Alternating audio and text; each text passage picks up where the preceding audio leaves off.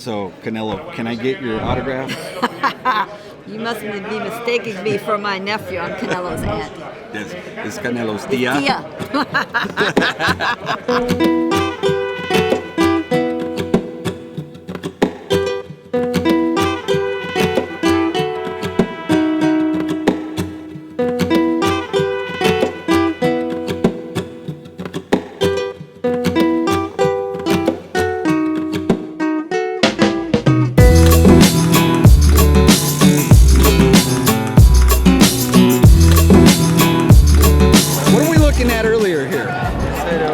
A piece of paper in his hand with some very interesting numbers on it. We're looking at some odds. We're looking at some good odds. Let's hold this up here. We got the official odds sheet here of the MGM. We were talking about some of the bets. What was the most intriguing bet that we talked about today? The draw. Definitely the draw. That's intriguing. It pays 25 to 1. That means if you bet $1, you get 25 bucks.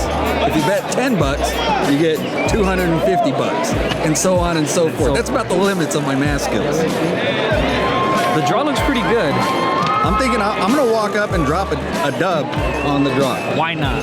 Why not? I mean, let's walk together and place the bet. We can hold hands and skip to the bookie and put that bet down. We're not saying we're not predicting that it's gonna be a draw, but we're just betting wise. It's hey, why not?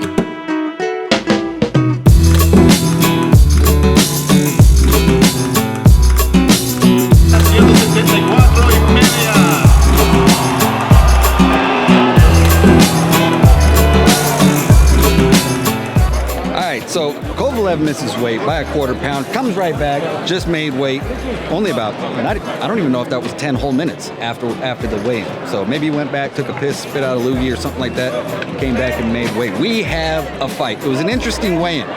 On Twitter, people were being a little bit hard because the crowd looked a little bit empty. Let me get out of this photographer's way right here because I think I'm blocking his field of view.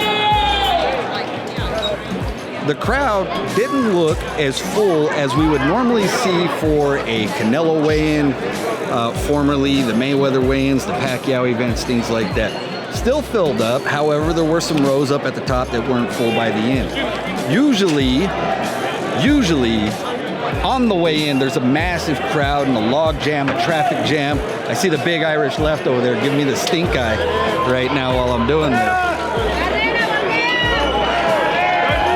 I don't know if I got him in that shot, but I'll get him over here in a second. Usually there's a big traffic jam to get in here. A lot of people bump in, you know, just excited, ready to see their favorite fighter. Good event out here today. Interesting stuff going on. We got a nice women's fight between Sinisa Estrada, Marlon Esparza. These two women hate each other. They cannot stand each other. The sight of each other makes each other mad.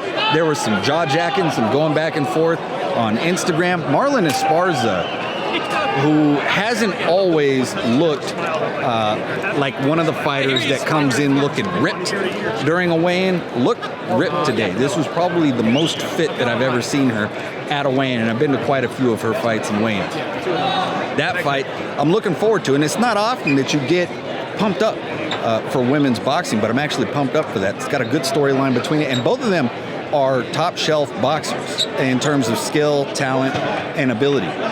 You also got Romero Duno against Ryan Garcia. I mean, this is going to let you know whether or not Ryan Garcia is going to be what everybody thinks he could be, or if he's what the other half thinks he really is. Very interested to see how that one shakes out. And then there was a little bit of some flair at the weigh-in with Blair, the Flair Cops. Walked out to the Shawn Michaels theme. This guy is just, he's like that friend that you had growing up in elementary school that was loud and rowdy, and he didn't know how to turn it off in front of your parents. That's Blair Cobbs. Going to be excited. He's fighting against a guy that he should win against, but eventually we're going to have to see him step up, and I'm sure we will. Good day. CANELO KOVALEV win, MGM Grand. Let's go. What do you think of the event?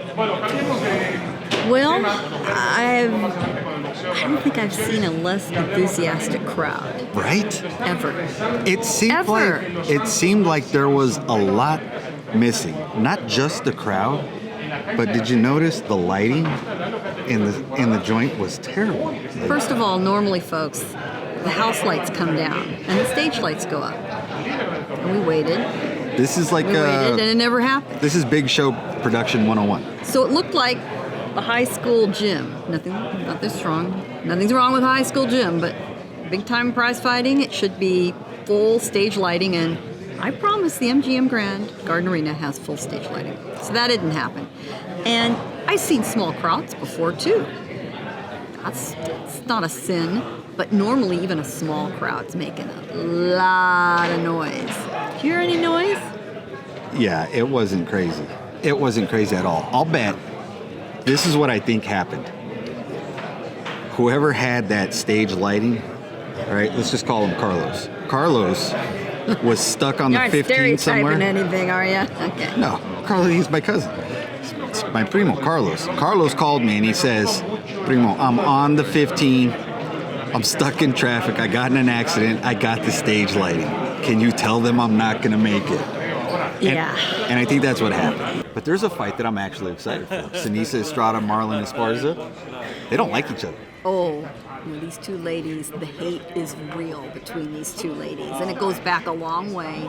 Sinisa sees Marlon as kind of the pampered Olympic princess. Marlon sees Sinisa as just a raw, rude, crude trash talker. And they want to get it on, and they're going to get it on. Gail, did you ever have another girl that you didn't like? Oh, there have been plenty of girls I didn't like, but I didn't get into trash talking them the way these two have on social media.